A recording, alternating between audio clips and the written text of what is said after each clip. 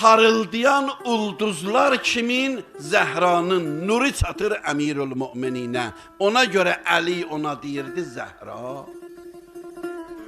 O nur hardan gəlmişdi?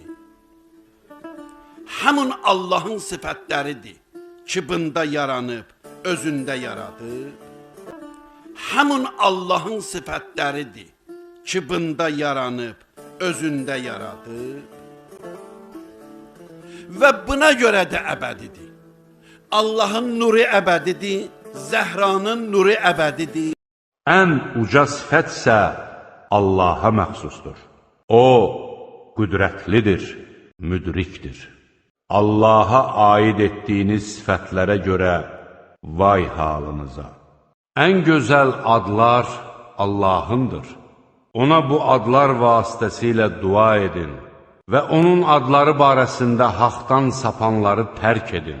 Onlar etdikləri əməllərin cəzasını alacaqlar.